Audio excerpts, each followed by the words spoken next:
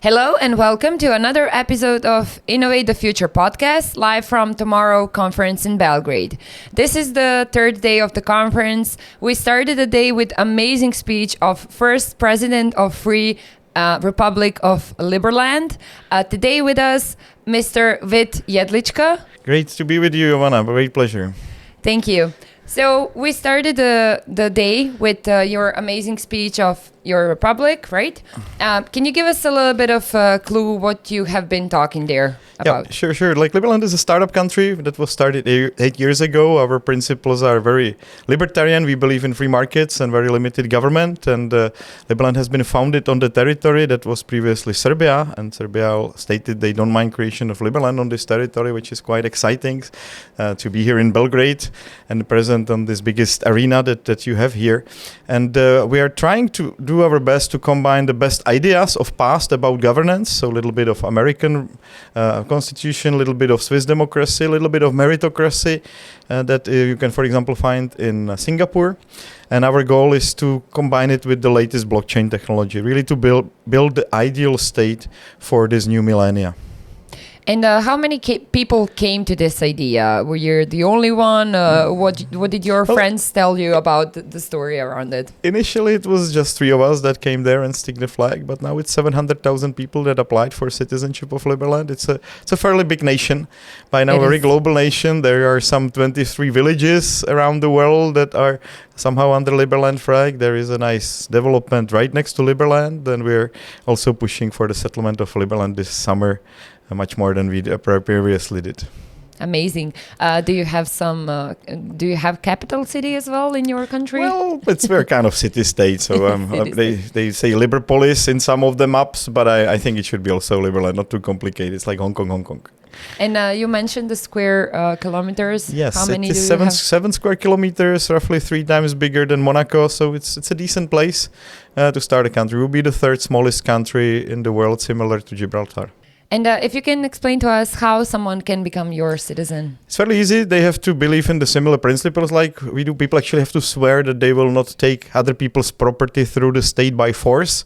We believe really in voluntary tax system, and people believe the same ideas. They can easily apply online. It takes 5 minutes to fill in the form. Actually, there is a lady waiting for me outside. She wants to do it with me. So there is a quite a I think 20 questions that we are asking citizens to fill in, and then they get their e-residency card. We check their identity, and if they help Liberland a little bit more, then they also get passport and citizenship. No one likes administrative work, so you made it easy for everyone to apply. That's amazing. And can you tell us a little bit about the governance of your... Sure.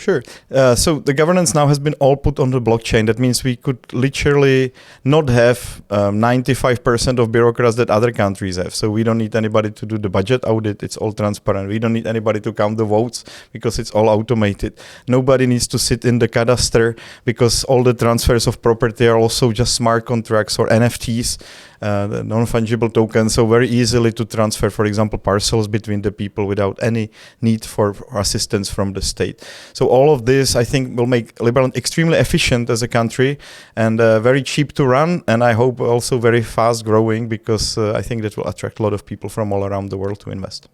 From what I understood, you are also having a lot of fun. You have some events happening, some festivals as well. Yeah. There is a major festival in summer. It's called Floating Man. Actually, we have a Floating Man workshop now every month. So whatever month you think of, there is still some festival happening, but the major one is in August. And that is something in lines of Burning Man, but of course it's happening on the Danube River, so it must be Floating Man. And it's a very nice festival. We'll have some very famous groups. And I think Serbians will enjoy this event also very much from the cultural perspective. Amazing. I invite everyone to join your festival. We mentioned yesterday and announced that the next Tomorrow conference will be held in Dubai. Before that, probably Barcelona, then Miami. Nice. Do you have maybe somewhere in your mind that we should visit your country? Of course. I have to talk with the organizers about that. And I'm very excited that they're quite supportive from beginning. Also, Liberland is, I would say, on their hearts very, very deeply. So I believe when we are ready for it, we will make a deal about hosting Tomorrow conference in Liberland. Definitely what the conference stands for is actually very much connected with your country. So awesome. I think it will be a good Match, yes.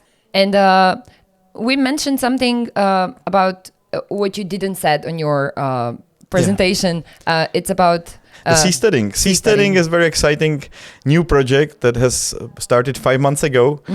So a bunch of Liberlanders put the barges in the international waters in the Gulf, and now they're running it as a basically small commune on open sea, outside of any other jurisdiction. So they're very free to do what they want, and the project is growing very fast. We've got some co-founders, for example, of Ethereum that are bringing their boats and barges very soon, and I believe that will be a nice floating city very close to Dubai under the Liberland flag, which I'm very excited about.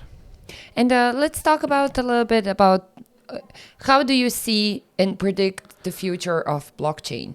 Well, I think basically nation-state governance is the best use case for the blockchain, and I think this is also the place where we're, like, as a society, failing the most. I mean, the state has killed 200 million people last century, right? The countries are not growing. They're basically stalled at 1% economic growth, while the reasonable growth of the society should be 10% a year, right? So you can see that in places like Hong Kong and Singapore, the growth is there 7, 8, 9% a year, while the other countries are struggling, and we're literally impoverishing our future generations. It's a huge difference if a country grows 10% or if it grows 1%, especially in a long time period. We would be basically 20 times richer by the end of the century if the growth was just a little bit bigger than it is what it is right now in Europe. So I think really the use case for blockchain is great, especially in nation-state governance, because it's fixing so many problems that the societies are dealing with right now. So we saw you last time on the Tomorrow conference. We see you here now. Can we say that you're going to be for sure here? Of course. I'm very excited to be in Belgrade. And I use this opportunity, of course, not just for Tomorrow conference, but also to expand our diplomatic network. I had some meeting with some former ministers yesterday. So it's always an amazing opportunity for me to build some more diplomatic ties in Belgrade and visit this beautiful conference.